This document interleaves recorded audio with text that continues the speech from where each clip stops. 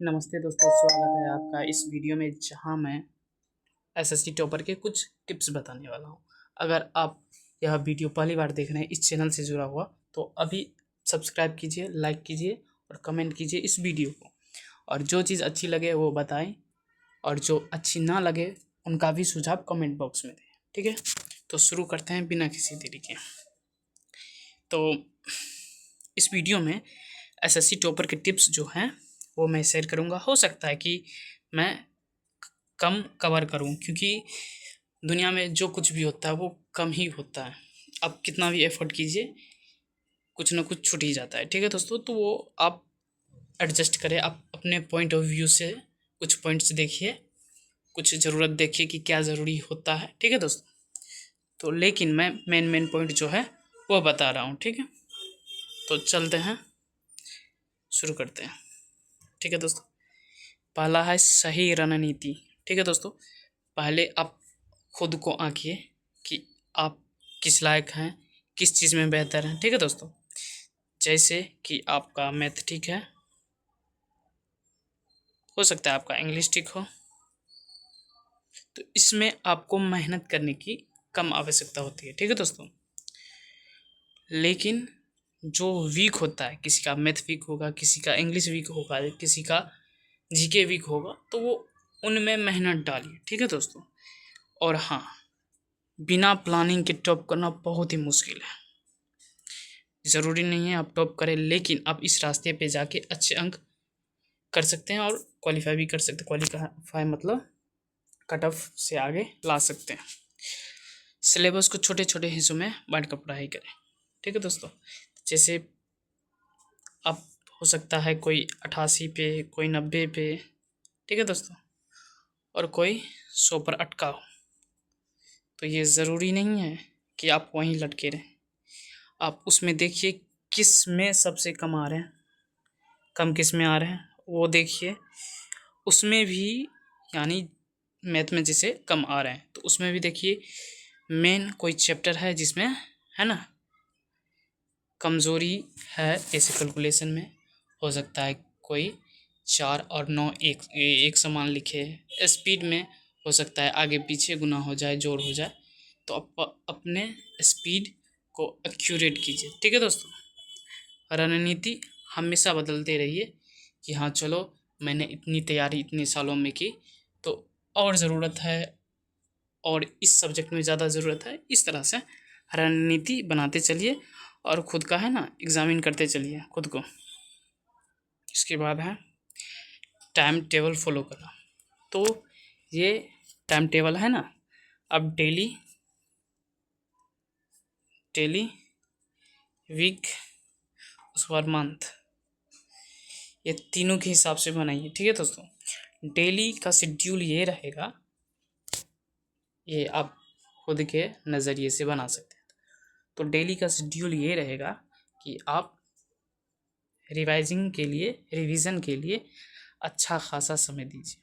अच्छा खासा कहने का मतलब, दिन में आप जो पढ़े उसको शॉर्ट में, यानी कम समय में देख के निकल जाइए। अगर ये नहीं है तो आप मंथली, है ना, रिवाइज कर सकते हैं। हर दिन का शेड्यूल बनाइए, क्या क्या करना है, क्या क्या नहीं करना है, किस चीज़ से बचना है, जिसे पता हो सके, ट्रैक हो सके आपका एक्टिविटी कि आप कहाँ लाइक कर रहे हो, आप कहाँ पे हो, कितने पानी में हो। ठीक है दोस्तों, पढ़ाई, मॉक टेस्ट और रिवीजन का बैलेंस बना के रखिए। यानी कि ये छूट गया तो मॉक टेस्ट दे देते हैं, पढ़ाई छूटा तो मॉक टेस्ट में, है ना, कम आएगा तो मोटिवेशन डाउन हो जाएगा। ठीक है दोस्तों, मोटिवेशन डाउन हो जाएगा तो फिर और सब में मन नहीं करेगा। तो ये तीनों का बैलेंस बना के चलिए। अगर ये अच्छा हुआ तो ये अच्छा हो जाएगा, ये अच्छा हुआ तो ये अच्छा हो जाएगा। तीनों बैलेंस में चलना चाहिए, नहीं तो आदमी डिमोटिवेट हो जाता है। अगर नहीं हो रहे हैं तो ये आपका टैलेंट है। तो उसके बाद है बेसिक को मजबूत करें। ठीक है दोस्तों, तो कभी कभी क्या होता है कि बेसिक भूल जाते हैं। ठीक है दोस्तों, कुछ कुछ ऐसे टर्म्स होते हैं। ठीक है दोस्तों, मैथ कहिए, इंग्लिश कहिए, जीके कहिए, जो बेसिक बेसिक होते हैं, लेकिन उसमें लोग कंफ्यूज हो जाते हैं या गलती कर बैठते हैं। ठीक है दोस्तों, तो कॉन्सेप्चुअल गलती हो सकता है। ठीक है दोस्तों, ये कहा जा सकता है कि आपको तरीका भी पता है, लेकिन आपसे आंसर वो, है ना, कुछ गलतियों के लिए गलत आंसर निकल गया। ठीक है दोस्तों, तो ये समझ कर पढ़ाई करो, रट्टा नहीं देना है, क्योंकि रट्टा दीजिएगा तो समझने वाला, समझ के पढ़ने वाला आपसे ज़्यादा है। ठीक है दोस्तों, तो रट्टा नहीं दीजिए, कम पढ़िए, 10% पढ़िए, क्वालिटी पढ़िए। ठीक है दोस्तों, फिर अगले दिन 10% पढ़िए, लेकिन क्वालिटी पढ़िए और याद रहे लंबा समय उतना पढ़िए। जो भी है मैथ्स, रीजनिंग, इंग्लिश के बेसिक कंसेप्ट क्लियर कर ले। सीखना है तो सीखना है। अगर आपको लग रहा है कि नहीं मैथ तो मुझे आ रहा है, बचपन से तेज हूँ, तो कम से कम एक बार देख के निकल जाना ज़रूरी होता है। ठीक है दोस्तों, ये गलती नहीं कीजिएगा। उसके बाद बेसिक बहुत ही ज़रूरी है सभी के लिए। यहाँ बड़े बड़े ग्रेजुएट होके भी 6th 7th में पढ़ रहे हैं, जैसे यूपीएससी का तैयारी जो कर रहे हैं, तो उनको भी 6th 7th की एनसीईआरटी की ज़रूरत पड़ती है। ठीक है दोस्तों, तो वो बेसिक में जाने से कोई मतलब, है ना, अकवर्ड महसूस नहीं कीजिए, सबको जाना पड़ता है काम आने पर। रोज़ाना प्रैक्टिस करें, तो रोज़, है ना, प्रैक्टिस करें रोज़ से, ये है ना, आपको पता रहता है, खुद में विश्वास होता है कि नहीं मैं रोज़ कर रहा हूँ, तो 1% करके 2% करके कुछ कुछ मोटिवेशन, है ना, ग्रो करते रहता है। आपने एक दिन भी वेस्ट कर दिया, ख़राब कर दिया, तो आगे दिन पढ़ने का मन नहीं करेगा, फिर उससे आगे दिन मन नहीं करेगा। तो जब रिदम टूट जाता है, समझे, रिदम जब टूट जाता है तो फॉलो नहीं हो पाता है। जैसे रिदम टूट गया तो आगे बढ़ने का मन ही नहीं करता है। तो रिदम बनाइए ऐसा कि चलता रहे, कंटिन्यू रहे। ठीक है दोस्तों, जैसे कि पता है कंसिस्टेंसी ही सफलता की कुंजी है, यानी चाबी। तो कंसिस्टेंट रहे, कम ही रहे, लेकिन कंसिस्टेंट कम ही रहे मतलब कि कम समय ही दे पढ़ाई को, लेकिन रोज़ पढ़े, रोज़। उसके बाद चलेंगे मॉक टेस्ट और एक मिनट स्टिकर है, एनालिसिस। ठीक है दोस्तों, तो ये ज़रूरी नहीं है, ज़रूरी करने मतलब ये प्री के लिए नहीं है, ये मेंस लेवल के लिए, जब आप, है ना, एक्यूरेट होने के लिए, स्पीड बढ़ाने के लिए 5 मार्क्स दे सकते हैं। ठीक है दोस्तों, गलतियों को एनालाइज करना ज़रूरी है कि कहाँ गलती हुआ, किस टॉपिक में गलती हुआ, किस फॉर्मूले में गलती हुआ, कितना सुधारने की ज़रूरत है, ये सुधरा या नहीं सुधरा, जो गलतियाँ मैंने पहले की थी उसमें दोबारा गलतियाँ ना हो। तो ऐसा बना के चलना है। ठीक है दोस्तों, इससे ही आप ग्रो करोगे। तो ये सभी जितने चीज़ें मैं बता रहा हूँ आप राइट डाउन कर सकते हैं या याद रख सकते हैं। याद करना तो, है ना, भूल भी सकते हैं, लेकिन राइट डाउन कर लीजिए। ठीक है दोस्तों, या अप्लाई करना शुरू कर दीजिए। राइट लिखने से भी कोई काम नहीं है, अप्लाई करना शुरू कर दीजिए बस। तो करंट अफेयर, ठीक है दोस्तों, ये अलग ही सब्जेक्ट है। बहुत कोई तो इसको कवर नहीं करते हैं, बहुत कोई का कहना है कि अब उन पे ध्यान नहीं दीजिए, लेकिन बहुत कोई कुछ बोलता है, बहुत व्यक्ति जो हैं, तो 25 में उनका मानना है कि 25 में से 20 एस्थेटिक, है ना, ये लिखा क्यों नहीं रहा, एस्थेटिक और 5 करंट पूछते हैं। तो उनका मानना है कि 20 मैंने एस्थेटिक कवर कर लिए, तो 5 करंट याद ना रखा जाए तो भी काम चल सकता है।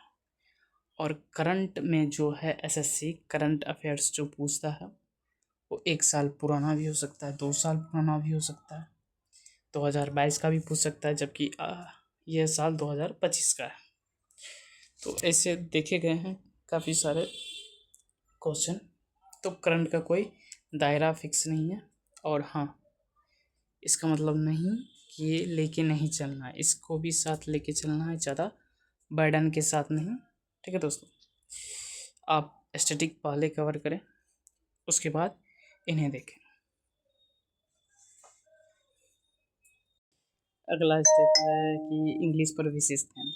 ठीक है दोस्तों, तो जिनका बैकग्राउंड है ना इंग्लिश का होता है उनके लिए कोई दिक्कत नहीं है।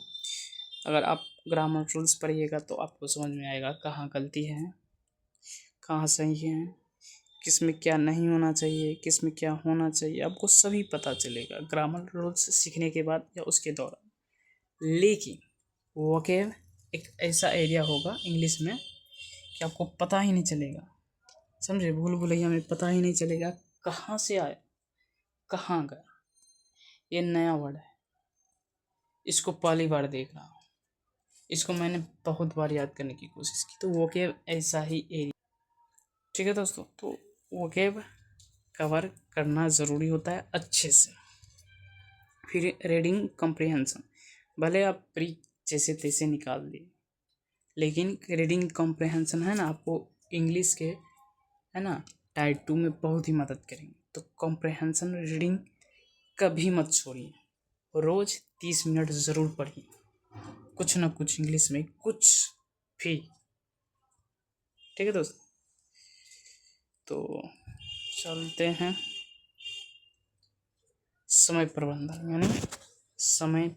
यानी टाइम मैनेजमेंट। अच्छा, इसमें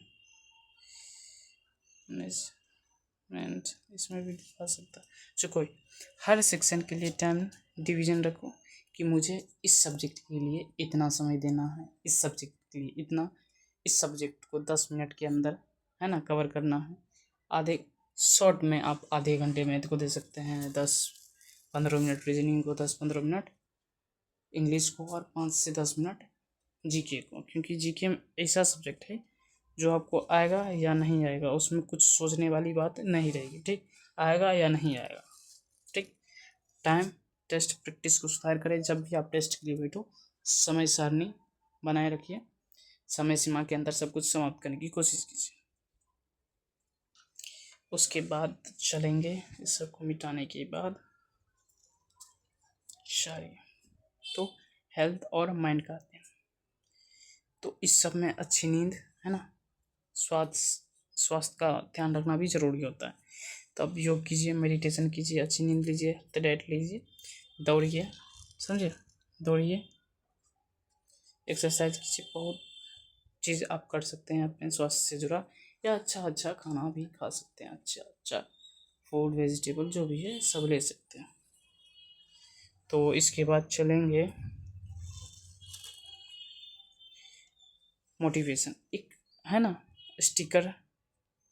स्टिकी है ना नोट्स बना दीजिए और चिपका दीजिए सामने कि मैं क्यों कर रहा हूँ, किस लिए कर रहा हूँ, खुद के लिए, माता पिता के लिए, या कोई स्पेसिफिक गोल के लिए मैं यह काम कर रहा हूँ। तो मोटिवेशन बनाए रखिए, रीज़न खोजिए रोज़ की मैं इस है ना इसकी वजह से मैं रोज़ काम करने के लिए तैयार हूँ, रोज़ मेहनत करने के लिए तैयार हूँ। तो सफलता धैर्य और मेहनत से मिलती है। ठीक है दोस्तों, धैर्य बनाए रखिए, मेहनत करते रहिए।